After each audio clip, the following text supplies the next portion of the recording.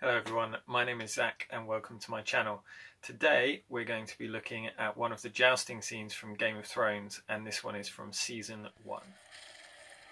So here we have the knight in silver is putting his helmet on.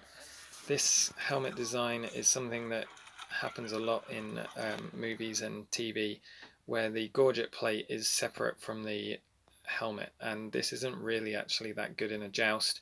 It leaves a gap between the neck and the chin, which even if the whole lance doesn't hit that, a splinter could very easily go through and deal an awful lot of damage, cutting an artery. So the helmet and the gorget plate tend to be one piece.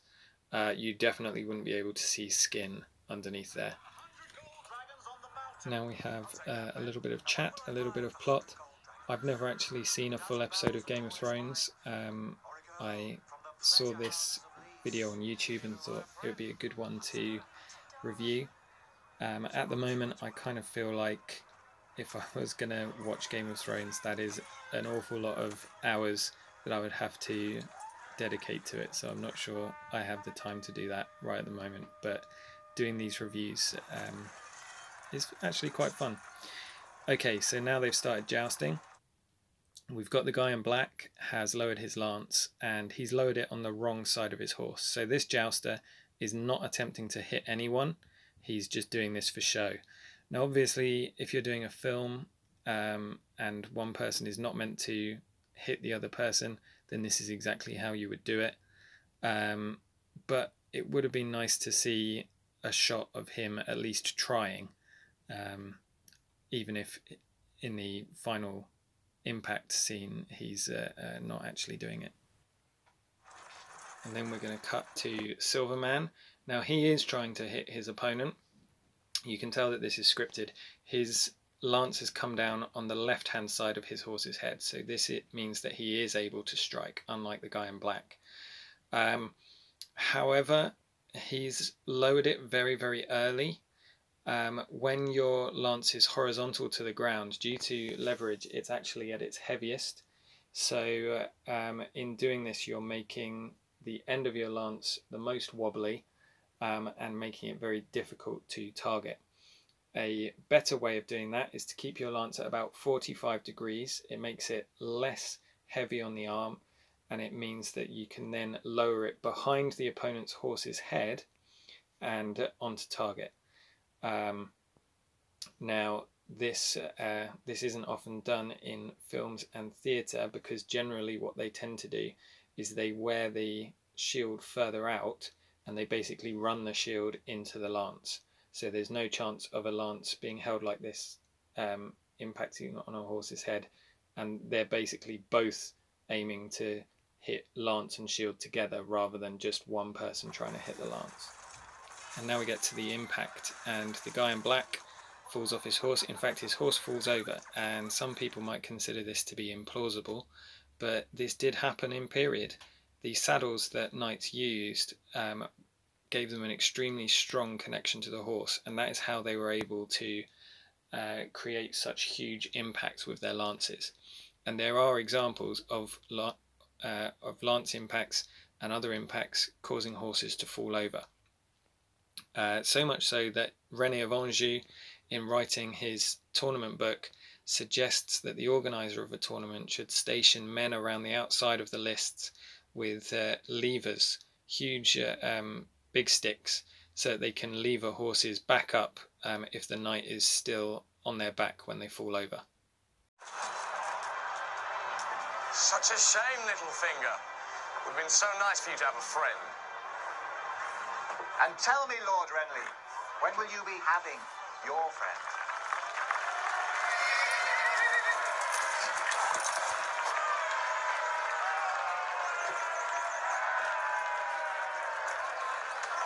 Loras knew his man was in heat.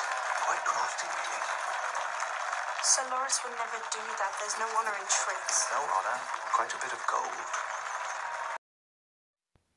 So I left that playing so that you could hear Slimy Guy, who's sitting behind Sean Bean, is suggesting that the guy in silver is riding a mare that's in heat in order to give him an advantage over the guy that's in black, who is known for riding stallions. Now, this probably wouldn't be the case in period, and here's for why. In a joust, the control of the horse is less important, and so actually, if you're riding a mare against a stallion, you're not going to have that much of an advantage. The main advantage is going to be on whoever has the stronger horse, and the horse less likely to fall over. And a stallion is going to be less likely to fall over than a mare after a jousting impact, because generally stallions are stronger. They have higher testosterone and therefore are able to build muscle mass a lot better than mares and geldings are. A situation where a mare might be an advantage, and not necessarily, but might be, would be in a melee. Now in a melee, it's a lot more to do with how controlled you are with the horse rather than just brute force. And so a mare, particularly a mare that's in heat, as the guy is suggesting here, might give you an advantage in a melee because the stallions that are around it would be harder to control. So in that situation, maybe riding a mare might give you a bit of an advantage, but not really in this situation, and certainly not from what we're seeing in this video.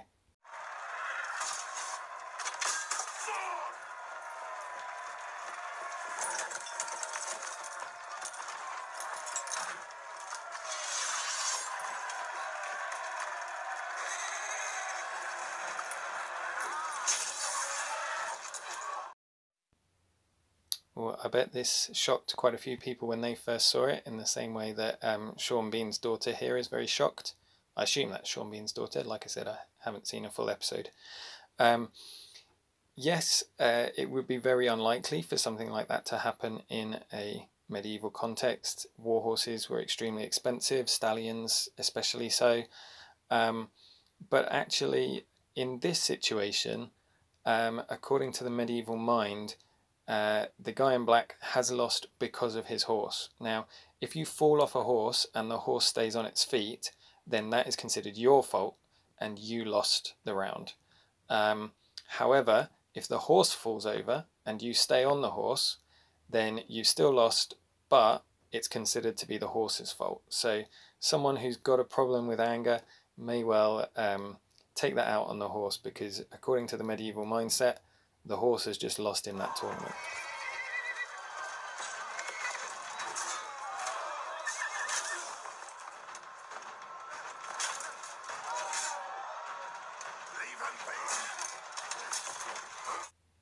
Okay, I love this bit. Again, if we go back to Rene, there is actually provision for this sort of thing happening. Rene, in writing his tournament book, suggests that the ladies of the tournament, which are the judges at most tournaments, they get to choose one of the knights to be the Knight of Mercy. And the Knight of Mercy's job was to protect any knight who looked like they were in trouble. If they looked like they were taking too much of a beating and were in danger, then the Knight of Mercy had to step in, and it would be his job to basically ride in there, protect the guy, get him out, and take him to the edge of the tournament arena where he would be safe. If that had to happen, then the guy who had to be protected would be out of the tournament, but it did happen in period as well. Also, the Knight of Mercy was a role that was considered to be extremely high in honour. Basically, you were only chosen to be the Knight of Mercy if it was considered that you could take on anyone on that field. So if you were chosen, that was a big thing for you. You weren't a competitor anymore, you weren't able to win the tournament, but you'd already gained a huge amount of honour from being given that role.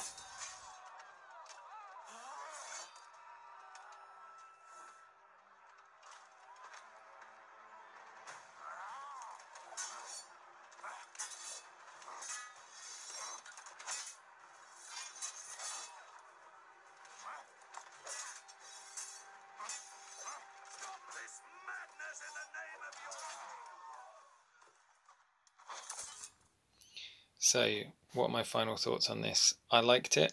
I liked that they did a joust, that they didn't just go for a foot tournament, which would have been the easy option. I liked that they basically had a Knight of Mercy stepping in. I think knights would have probably had quite a big issue with aggression.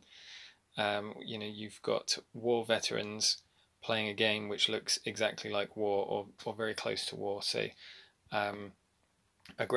over-aggression would have been a big thing at tournaments, so it's good to see that represented. Something that I'd change, I would have liked to have seen several more passes. Maybe the dialogue says that the guy in black is struggling to control his horse because the guy in silver is riding a mare. It would have been good to see that through a couple more passes maybe.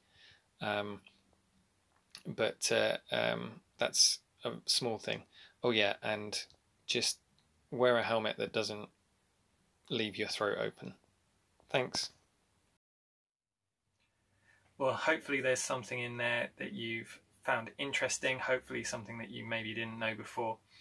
I am going to do more videos like this, so if you liked it, please give me a thumbs up.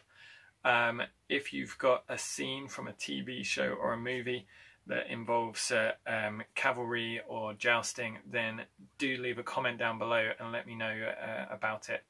Like I said, I don't necessarily keep up with all of the media, so if there's something that you want to see, then let me know about it, because chances are I probably haven't seen it. Thanks to everyone who has been leaving comments and liking on my videos. It is really encouraging, and subscriptions as well, all really encouraging. So thank you everyone for doing that, and I'll hopefully see you in my next video.